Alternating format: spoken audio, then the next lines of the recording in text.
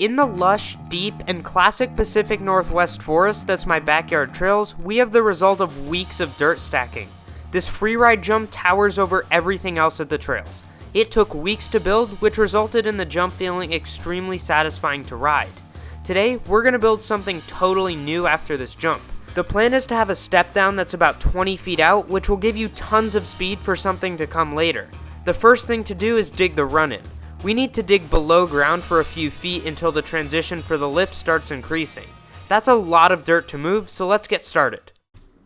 Alright, so I think I have a pretty good idea of what I want to do with this next jump. I think the first step though is to dig this flat section after the landing a little bit farther down. It's going to give me a good amount of dirt to work with and give me a better representation of where to put the lip and landing. I'm going to dig this flat section out about 4 feet more.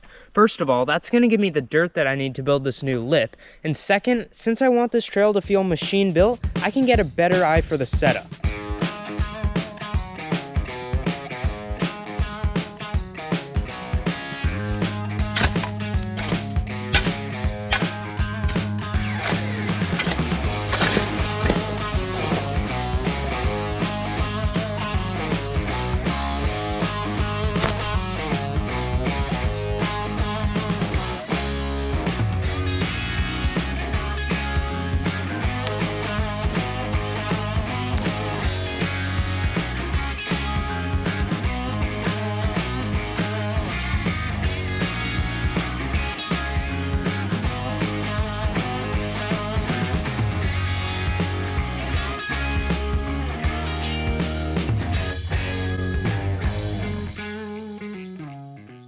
Progress is good, but it's just so hard to do any general building in the summertime just because of how dry it is. Anytime you throw dirt, half of it turns to dust and doesn't fall where you want it to. Let's keep going though and push through it.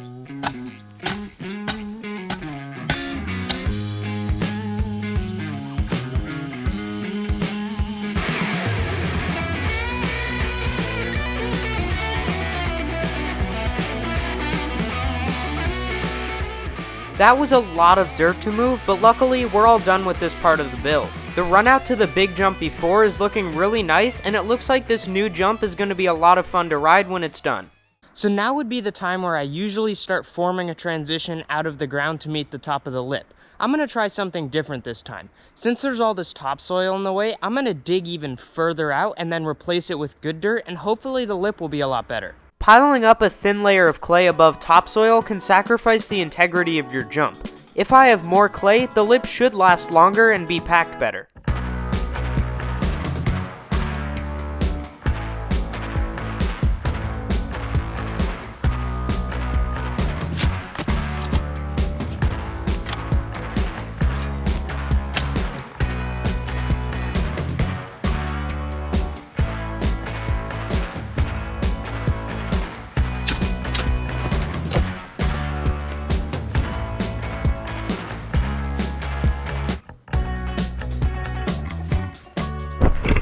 That hole you just saw me digging on the side of the jump made all the difference. The dirt that was coming out of that hole specifically was amazing for summer. It was holding together and retaining some of the moisture I had hoped it would. I made that burrow pit into a drainage hole because this area is definitely going to struggle with that problem. I also made the lip a little bit wider and raked it out. Now it's shaping time, and you know what that means.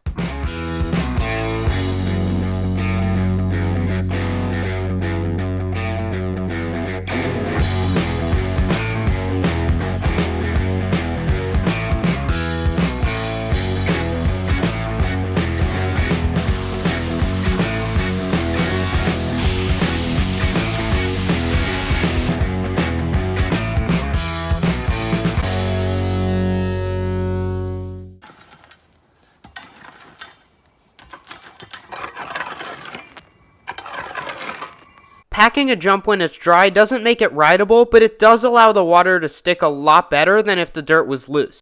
This is important because I see a lot of people try to water jumps without packing them first, and it all goes to waste.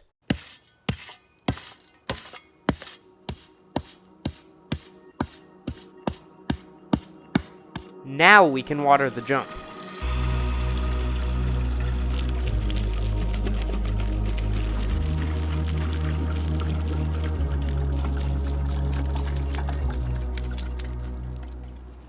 Alright, so now we finished the lip and we need to get started on the landing. With the speed that we have coming off of that previous jump, I think we can make this step down pretty big. So I need to figure out where exactly to put the landing before we start building it. Alright, so I'm thinking of putting the landing at this corner of the road gap right here and spanning it across to the other side, and that'll give us about a 20-foot gap, maybe even a little more. I know so many of you wanted me to rebuild the road gap out of dirt, but it's just not going to happen. You actually have to see the landscape to know why. Therefore, I'm going to take the dirt from that landing and use it for this new one. Let's get started.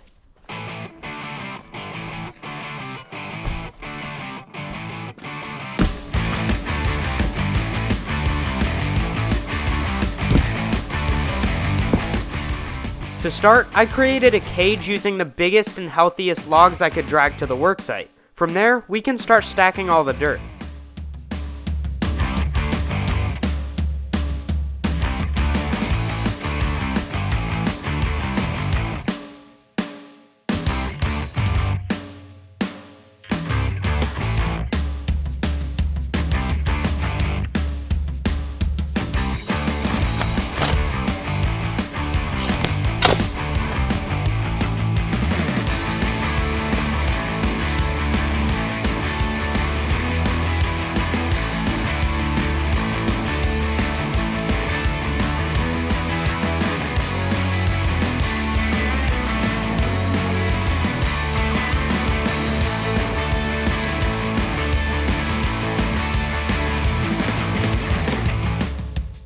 Digging in summer is always very hard. As you can see in this clip, most of the dirt turns to dust and doesn't go nearly where you want it to. This means you have to throw more dirt and the shape takes way longer to get right. With that said, we pushed through it and got this landing stacked.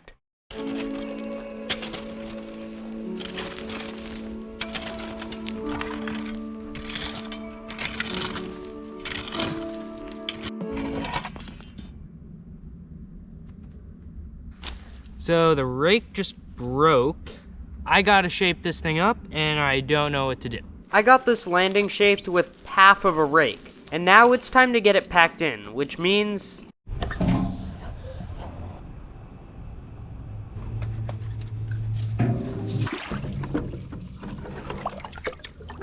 Alright, so now we're gonna pack this even though it's dry and then add the most water we possibly can without me destroying my back.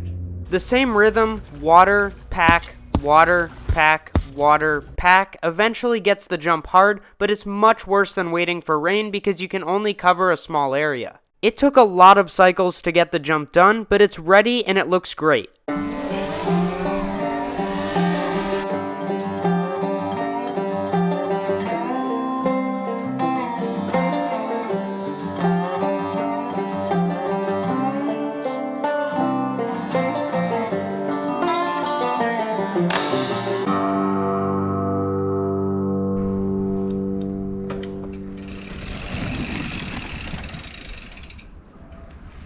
So usually a jump this size, I would pretty much hit it first try. When I'm coming off of this previous one though, I don't have time to stop here. So if I screw that jump up, it's game over and I'm not gonna be able to stop and it's not gonna end well. The jump actually felt really nice and worked perfectly, but I wasn't expecting to be scared. Because I need to get a ladder. I almost hit that branch and it's so thick that it would have taken me out. Now I'm scared again.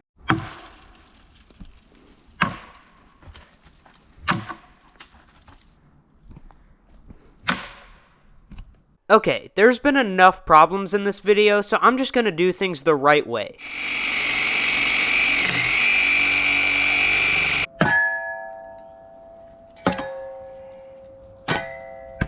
From here, nothing can possibly go wrong, so we gotta ride this jump and get a session going.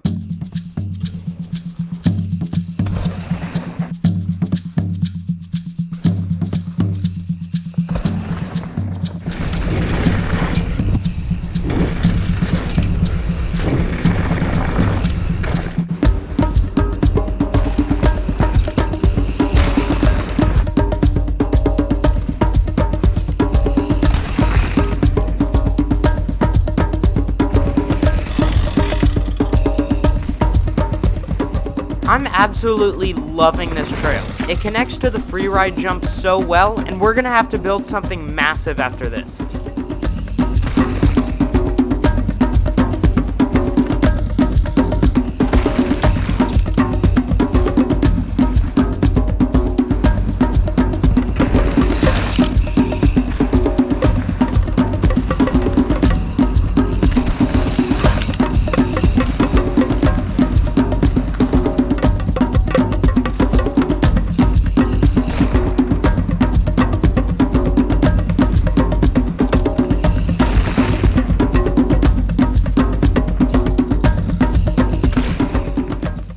So I'm sure you all can tell this jump runs absolutely amazing. It connects to the rest of the line really well, and it feels especially floaty. Watch this clip though to see how much speed we have coming out of the jump.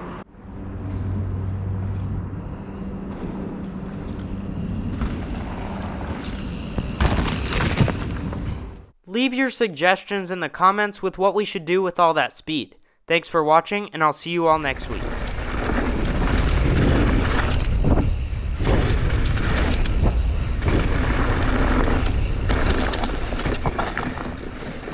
That is so much fun. I can't even believe it.